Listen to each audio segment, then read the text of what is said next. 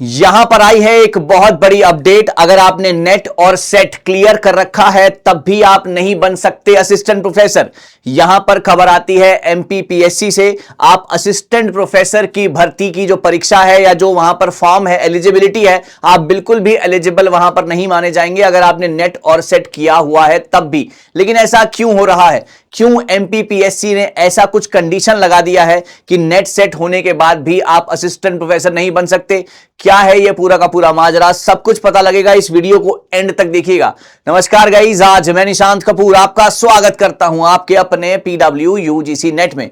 हालांकि आपको पता है कि हिंदुस्तान का बहुत ही प्रेस्टिजियस एग्जाम है आपका यूजीसी नेट। इसको करने के बाद आप पूरे हिंदुस्तान में कहीं पर भी असिस्टेंट प्रोफेसर बन सकते हैं। लेकिन यहां पर एक एक्सेप्शन निकल कर आती है और ये एक्सेप्शन देते हैं आपको मध्य प्रदेश एमपीपीएससी में। अब ये क्यों है एक्सेप्शन, क्या इनका मानना है, ये क्यों नहीं आपको एग्जाम देना चाहते या क्यों नहीं ये आपको वहां पर असिस्टेंट प्रोफेसर बनने देना चाहते, क्या है ये पूरा माजरा, चलिए समझते हैं।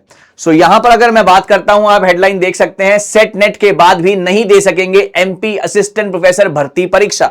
अब यहां पर क्यों बिना पीजी नहीं बन पाएंगे असिस्टेंट प्रोफेसर? यहां पर आपको साफ तौर पर यह बात की गई है। यहां पर यह कहा जाता है कि अगर आप, जैसे कि अगर हम यूजीसी नेट की बात करते हैं, तो अगर आप अपने फर्स्ट सेमेस्टर में हैं या फाइनल सेमेस्टर में हैं, आप एग्जाम देने के लिए एलिजिबल हैं, है ना। लेकिन वहां पर कंडीशन ये रखी गई है कि अगले 2 साल में आपका जो है मास्टर्स पूरा हो जाना चाहिए। 55% for the general category and 50% for the reserved category के साथ, मतलब इतना परसेंट आ जाएगा, देन यू आर एलिजिबल। लेकिन यहां पर ये लोग कहते हैं, एमपीपीएससी में यह बात कही गई है कि अगर आपने अपनी परीक्षा पूरी नहीं कर रखी, अगर आप पूरे के पूरे मास्टर्स को पूरा नहीं कर चुके हैं, आपके पास अगर डिग्री नहीं है, तो यू आर नॉट एलिजिबल। पहला पॉइंट तो यहां पर यह रखा जाता है। मध्य प्रदेश एमपीपीएससी के नियम लागू किए गए। नेट और सेट पास छात्रों के लिए यह जरूरी खबर है। अब अधूरा पोस्ट ग्रेजुएशन, आप देखिए, अगर आपने अधूरा पोस्ट ग्रेजुएशन होने पर आवेदन नहीं कर सकेंगे, तीसरा या आखिरी सेमेस्टर वाला छात्र भी परीक्षा नहीं दे सकेगा। यहां पर यूजीसी नेट में होता है कि अगर आप आखिरी सेमेस्टर में हैं, यू आर एलिजिबल, लेकिन यहां पर आखिरी सेमेस्टर वाला भी एग्जाम नहीं दे सकेगा और यहां पर जो है मास्टर्स कंप्लीट नहीं है तो एग्जाम नहीं देना है। असिस्टेंट प्रोफेसर बनने के लिए पूरी डिग्री होना अनिवार्य है। सेट के 34 में से 15 विषय बाहर कर दिए गए हैं। अब यार ये जानकारी आपको पता है कि बहुत सारे सब्जेक्ट्स होते हैं और हर सब्जेक्ट में जो है यहां पर आपके फैकल्टी की रिक्वायरमेंट होती है, लेकिन यहां पर कॉन्ट्रैक्चुअल बेसिस से काम चलाया जा रहा है। हमेशा वैकेंसी जो है कम बताई जाती है और यहां पर एक और बड़ा विवाद यहां पर खड़ा हो जाता है जब ये कहते हैं कि 34 में से 15 सब्जेक्ट तो हमने बाहर ही कर दिए, मतलब इनके लिए असिस्टेंट प्रोफेसर हमें नहीं चाहिए। अच्छा, कि छात्र परीक्षा में शामिल नहीं होंगे। आयोजन ने कई विषयों के लिए आवेदन तारीखें घोषित की हैं। उम्मीदवार वेबसाइट पर जाकर अपने विषय पर जरूर अपने विषय की जानकारी ले सकते हैं। अब विवाद और मांगे क्या हैं?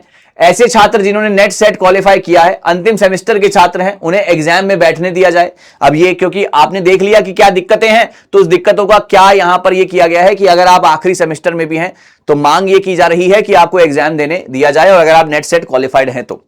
इसके साथ ही गेस्ट और कॉन्ट्रैक्चुअल प्रैक्टिस को समाप्त किया जाए। अब आप हर जगह पर गेस्ट फैकल्टीज या कॉन्ट्रैक्चुअल फैकल्टीज आप लगाते जाएंगे, आप 34 में से 15 या 14 विषय को निकाल देंगे तो यहां पर जो है अपॉर्चुनिटी बहुत ज्यादा कम हो जाएगी, तो इसलिए यहां पर यह बात कही गई।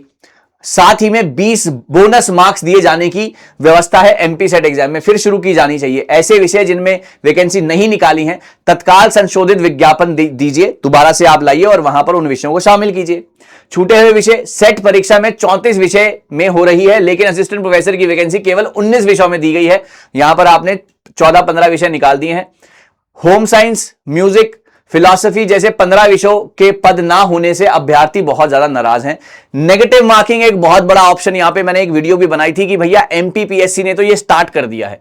हालांकि यूजीसी नेट में आना इज वेरी डिफिकल्ट, लेकिन यहां पर एमपीपीएससी ने नेगेटिव मार्किंग भी स्टार्ट कर दी है और नेगेटिव मार्किंग का प्रावधान किया है। अतिथि और संविदा विद्वानों के पुराने प्रथा के अनुसार 20 बोनस अंक देने की मांग फिर से उठाई गई है। ओके, सो जी हाँ, यहां पर ये कुछ हैं। यहां पे आपके विषयों के बारे में, बॉटनी में 125 पद दिए गए हैं, केमिस्ट्री में 116, यौगिक विज्ञान में यहां पर आप अपने विषय चेक कर सकते हैं। कब होंगे एग्जाम? 12 जुलाई से 2 अगस्त और 30 अगस्त को परीक्षा होगी। 18 फरवरी से जो है इसके फॉर्म बाहर आएंगे। यहां पर देखिए 16 फरवरी से परीक्षा आवेदन जो है शुरू हो जाएंगे और 27 से 26 मार्च तक, तो कुछ 17 अप्रैल से 16 मई तक ऑनलाइन आवेदन किए जाएंगे। तो आप ये डेट जो है जरा ध्यान से पढ़ लीजिएगा अगर आप मध्य प्रदेश से बिलोंग करते हैं तो। ठीक है ना। उसके बाद यहां पर इन विषयों में नहीं निकली है वैकेंसी, पीएससी में home science, philosophy, library science, music में नहीं वैकेंसी निकली है और ये आपके एग्जाम इस डेट को होना है। तो अभी यार ये एक बहुत बड़ा जो है यहां पर क्वेश्चन मार्क लग गया है, नेगेटिव मार्किंग आपने कर दी, नेट सेट वालों को आप पेपर देने दे नहीं रहे, फर्स्ट सेमेस्टर आखिरी सेमेस्टर को पेपर देने दे नहीं रहे। तो यहां पर बहुत सारी चीजें हैं जिनके ऊपर अभी जवाब मांगा जाए और जल्दी से ही जवाब आए। हालांकि मुझे लगता है कि ये चीजें बदली जाएंगी, लेकिन अभी ये बहुत ज्यादा चर्चा में था तो मुझे लगा कि मुझे आपके साथ ये शेयर करना चाहिए। अब आपकी इसके ऊपर क्या राय है कमेंट सेक्शन में लिखिएगा। क्या आपको लगता है ये जो इन्होंने बातें कही हैं, ये जो बातें बताई हैं, क्या वो सही हैं, क्या ये हटनी चाहिए, क्या ये ठीक है? आपका इसके ऊपर क्या राय है कमेंट सेक्शन में जरूर लिखिएगा। ऐसी और वीडियोस मैं आपके लिए बनाता रहूंगा, कुछ नया कुछ बेहतरीन सिखाता रहूंगा। Thank you so much guys, all the best.